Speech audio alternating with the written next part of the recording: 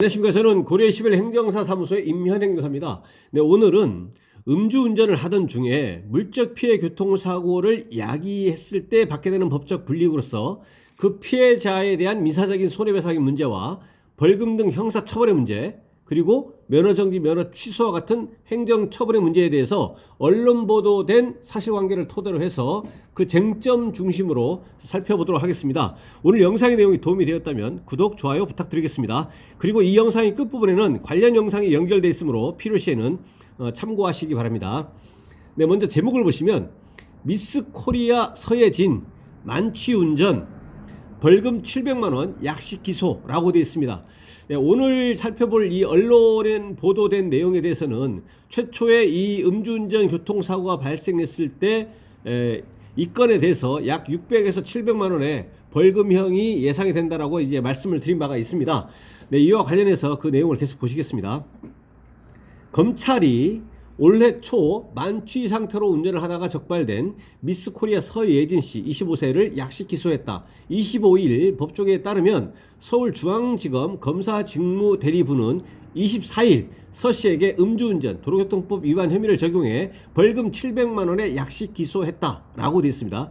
약식 기소라고 나왔습니다. 약식 기소는 피의자를 재판에 넘기지 않고 서면 심리 등을 통해 벌금형을 내려달라고 법원에 청구하는 것이다. 검사가 약식으로 기소했습니다. 이 약식 기소는 서면으로만 넘기는 것이기 때문에 법원에서는 다른 특별한 사정이 없는 이상 약식으로 형 선고를 합니다. 그래서 약식 명령의 형식으로 형 선고를 하게 되고, 법원 판사는 원칙적으로 검사가 아무리 700만 원의 약식 기소를 해달라고 하더라도, 약식으로 기소를 해달라고 하더라도 법원 판사는 이에 구속되지 아니하고 무슨 약식이냐, 공판으로 하자라고 할 수가 있고, 그래서 검사가 비록 약식으로 기소하더라도 법원 판사의 결정에 의해서 공판 절차를 거칠 수가 있습니다. 이 공판 절차는 법원에 출석해서 판사, 검사, 법정에 다 나오고 이렇게 해서 재판을 받는 겁니다. 정식으로 재판을 받는 겁니다. 그런데 이 사건에서는 음주운전 중에 물적 피해 교통사고를 야기한 건에 대해서 검찰에서 약식으로 재판에 넘겼습니다. 그래서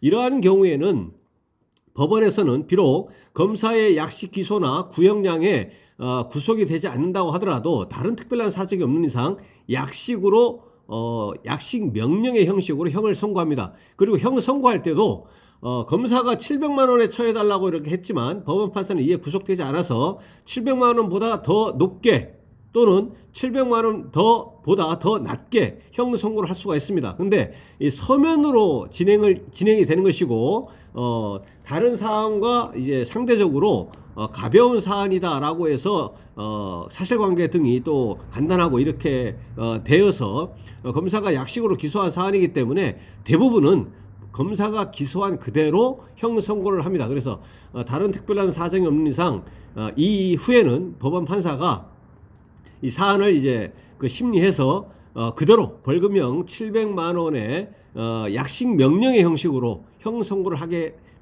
될 것이다 라는 것입니다.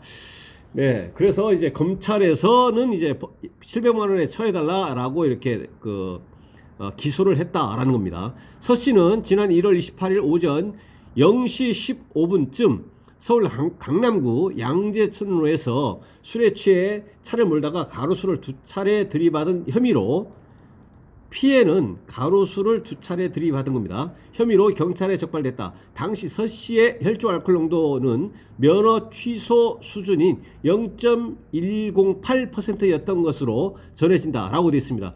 여기서 가로수를 2차례 들이받아서 가로수에 대한 피해가 있을 것이기 때문에 이 피해자에 대해서 민사적인 손해배상을 해야 됩니다.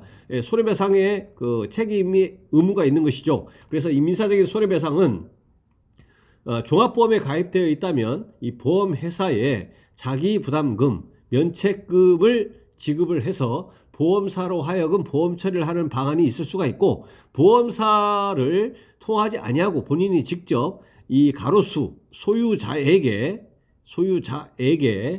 직접 현금을 교부하는 등으로 직접 배상을 하는 방법이 있습니다. 그래서 이 피해자에 대한 손해배상의 방법은 직접 배상 또는 보험 처리의 방법이 있겠다라는 것입니다. 그리고 이제 형사처벌의 문제는 아까 말씀드린 것처럼 검사가 약식 기소를 했기 때문에 법원에서 약식 명령의 형식으로 형 선고를 하게 될 것이다 라는 것입니다.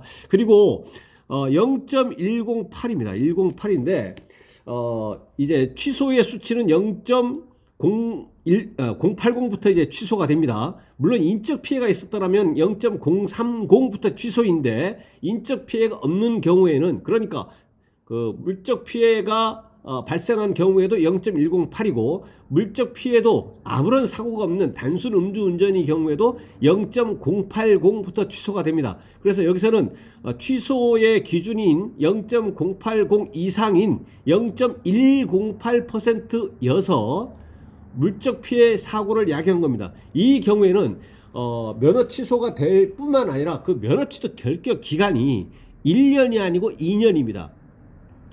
사고가 발생하지 아니하고 취소가 되는 경우에는 면허 취득 결격 기간이 1년입니다. 그러니까 1년 후에 면허를 취득할 수가 있고 1년이 경과한 후에, 더욱이 원동기 장치 자전거 면허의 경우에는 1년이 아닌 6개월이 경과하면 원동기 장치 자전거 면허를 취득할 수가 있습니다. 그런데 인적 피해가 발생한 경우, 그러니까 음주 수치가 0.030 이상인 경우죠. 그리고 이제 인적 피해가 아닌 물적 피해만 발생한 경우, 물적 피해만, 그 경우에는 이제 0.080% 이상부터 취소가 됩니다. 이 경우에는 그러니까 면허 취득 결격 기간이 1년이 아니고 면허 취득 결격 기간이 2년 이상의 경우에는 다른 사유까지 뺑소니라든가 자동차 강절취 등등등 다 포함을 해서 면허 취득 결격 기간이 1년이 아니고 2년 이상의 경우에는, 지금의 경우도 마찬가지입니다. 0.080%에서 이상에서 물적 피해를 야기했기 때문에 이러한 경우에는 1년의 경우와는 달리, 1년의 경우에는 원동기 장치 자전거 면허는 6개월에 취득할 수 있었지만 이 2년 이상의 경우에는 원동기 장치 자전거 면허를 포함해서 모든 운전면허, 이 모든 운전면허에 대해서 2년이 경과해야만 운전면허를 취득할 수가 있습니다. 예, 그렇게 될 것이고요. 그 다음에 이제 벌금 등 형사처벌의 문제, 약식명령에 의해서 이제 벌금형이 선고될 것이라고 했는데, 이에 대한 불복 구제 방법은 이제 약식명령을 받은 날로부터 7일 이내에 정치재판을 청구하고 이 정치재판 결과에 대해서도 불복하고자 한다면 항소를 할 수가 있고 또 상고를 할 수가 있습니다. 그래서 형사 절차에서 정치재판 청구, 항소, 상고 절차를 통해서 불복할 수가 있겠다. 그 결과에 따라서 감경 등 구제를 받을 수가 있습니다. 그렇지만 이제 일반적으로는 그 약식 명령에 의한 그 벌금형보다 이제 그 더 가볍게 형 선고를 받는 경우는 드뭅니다. 그리고 법리적으로는 또 올라갈 수도 있습니다. 오히려 올라갈 수도 있지만 올라가는 경우도 드물고, 보통의 경우는 일반적으로는 약식 명령에 의한 벌금형과 동일하게 정치재판을 청구하더라도 동일하게 형 선고를 이제 받습니다. 그래서 형사처벌에 대한 불복 방법은, 약식 명령에 의한 불복 방법은 정치재판 청구, 항소, 상고가 있다라는 것입니다. 이 민사적인 손해배상은 그 합의를 일단 하면 되는 것이고요, 피해자 간에. 그렇지 않으면 이게 순수한 민사적인 문제이기 때문에 피의자 측에서 나의 그 피해자에 대한 그 손해배상금이 나는 마음에 안 들다라고 하면 피해자가 민사적인 손해배상을 소송을 제기하고 또 이제 그 피고로서 민사적인 손해배상 절차를 진행을 해서 그 소송 결과에 따라서 그 손해배상금이 정해지게 될 것이다 라는 것입니다. 이 면허 취소 2년에 대해서는 행정심판을 청구하고 그 행정심판에서도 구제가 되지 않으면 행정소송을 제기해서 그 구체적인 결과에 따라서 감경 등 구제를 받을 수가 있습니다. 그런데 도로교통법 규정에 의해서 법원에 가서 소송을 제기하지 못하고 행정심판을 먼저 제기해야만 합니다. 여기서는 이제 행정심판 전치주의가 행정심판을 먼저 해야만 되는 거죠. 소송을 제기하기 전에. 여기서는 행정심판, 필요적 행정심판 전치주의가 적용이 되기 때문에 반드시 먼저 행정심판을 거치고 여기서 구제가 되지 않으면 행정소송 1심, 2심, 3심까지 할 수가 있겠다라는 겁니다. 근데 행정소송의 단계에서는, 그러니까 다이렉트로 행정소송을 진행하는 경우이든 아니면 지금처럼 행정심판을 거치고 나서 행정소송을 하는 경우이든 소송에서는 원고 피고 모두에게 항소 및 상고권이 인정이 되기 때문에 소송 1심에서 구제가 되어도 반드시 구제가 되는 것은 아닐 수가 있는 것입니다. 왜냐? 상대방이 항소를 할 수가 있고 상고를 할 수가 있기 때문에. 그래서 소송에서는 1심에서 승소 또는 구제가 되었다고 하더라도 반드시 그런 것은 아니다. 왜냐? 항소 및 상고권이 있으니까. 근데 행정심판은 소송과는 달리 행정심판에서 구제가 되면 확정적으로 구제를 받는 겁니다. 왜냐하면 소송과는 달리 상대방 측에서 피청구인이 우리는 행정심판 청구 그 결과에 대해서 인정하지 못하겠다. 소송하겠다 이렇게 할 수가 없습니다. 그렇기 때문에 당사자 입장에서는 적어도 행정심판에서 구제가 되는 것이 확정적으로 구제를 받을 수가 있는 것이고 상대방이 이에 대해서 불복할 수가 없다라는 겁니다. 다만 이와 같이 면허 취소 플러스 면허 취득 결격기간 2년에 대해서 행정심판이나 행정소송을 제기하더라도 다른 특별한 사정이 없는 이상 구제받을 가능성은 이제 지극히 희박합니다. 그래서 이러한 면허 취소와 같은 행정처벌에 대해서는 행정심판, 행정소송으로 불복해서 다툴 수가 있겠다라는 겁니다.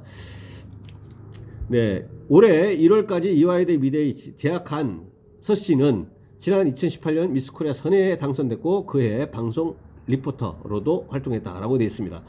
네, 그래서 오늘은 음주운전 중에 물적 피해 교통사고를 야기했을 때 받게 되는 법적 불이익에 대해서 언론 보도된 사실관계를 토대로 해서 그 쟁점 중심으로 살펴봤습니다. 네, 오늘 영상의 내용에 질문 있으시면 댓글 남겨주시고 그러면 대댓글이나 별도의 영상으로 답변 드리겠습니다. 오늘 영상의 내용이 도움이 되었다면 구독, 좋아요 부탁드리겠습니다. 감사합니다.